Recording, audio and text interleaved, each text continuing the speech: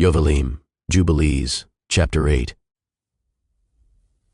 In the 29th Jubilee, in the first week, in the beginning thereof, a Raphcast took to himself a woman, and her name was Rasuaiah, the daughter of Shushan, the daughter of Elam, and she bore him a son in the 3rd year in this week, and he called his name Canaan. And the son grew, and his father taught him writing, and he went to seek for himself a place where he might seize for himself a city, and he found a writing which former generations had carved on the rock, and he read what was thereon, and he transcribed it, and sinned owing to it, for it contained the teaching of the watchers, in accordance with which they used to observe the omens of the sun and moon and stars and all the signs of heaven.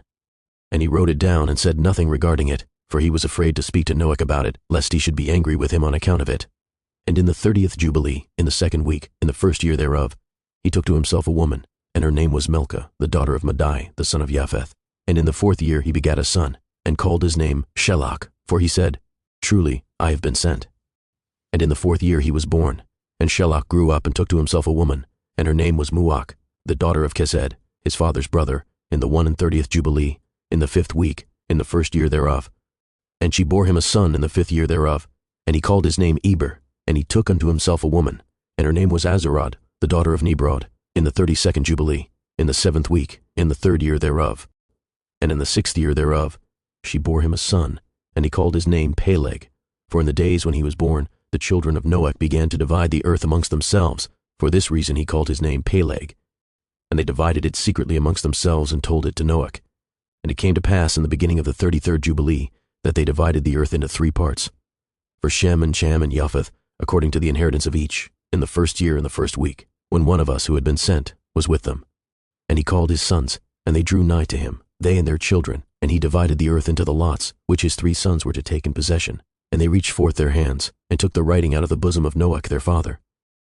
And there came forth on the writing as Shem's lot the middle of the earth, which he should take as an inheritance for himself, and for his sons for the generations of eternity, from the middle of the mountain range of Rapha, from the mouth of the water from the river Tina, and his portion goes towards the west through the midst of this river, and it extends till it reaches the water of the abysses, out of which this river goes forth, and pours its waters into the Simeat, and this river flows into the great sea. And all that is towards the north is Japheth's, and all that is towards the Negev belongs to Shem, and it extends till it reaches Carasso. This is in the bosom of the tongue which looks towards the Negev.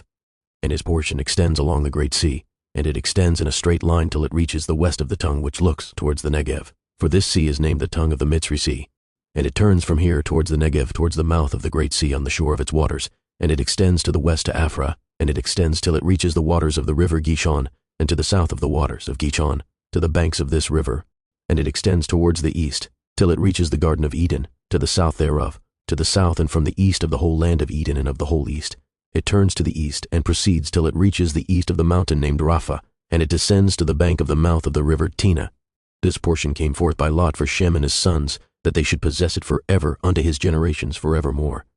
And Noach rejoiced that this portion came forth for Shem and for his sons, and he remembered all that he had spoken with his mouth in prophecy, for he had said, Blessed be Yahweh Elohim of Shem, and may Yahweh dwell in the dwelling of Shem. And he knew that the Garden of Eden is the Holy of Holies, and the dwelling of Yahweh, and Mount Sinai the center of the desert, and Mount Sion the center of the navel of the earth. These 3 were created as holy places facing each other.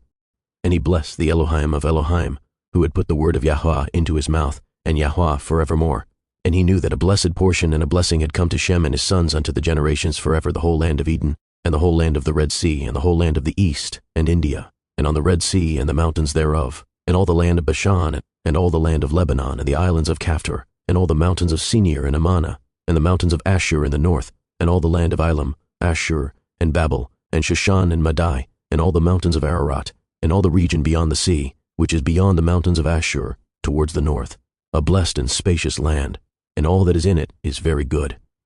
And for Cham came forth the 2nd portion, beyond the Gihon towards the south to the right of the garden, and it extends towards the south, and it extends to all the mountains of fire, and it extends towards the west, to the sea of Atel, and it extends towards the west, till it reaches the sea of Maok, that sea into which everything which is not destroyed descends.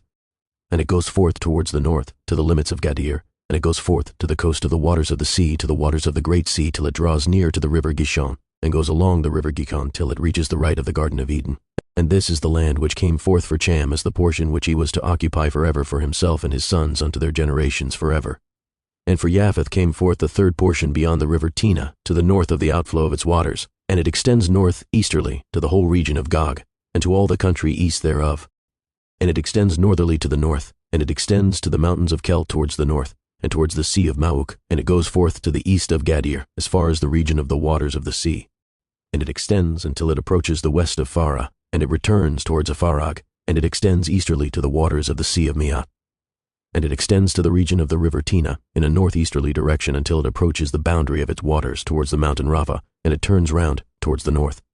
This is the land which came forth for Japheth and his sons as the portion of his inheritance which he should possess for himself and his sons, for their generations forever, 5 great islands, and a great land in the north. But it is cold, and the land of Cham is hot, and the land of Shem is neither hot nor cold, but it is of blended cold and heat.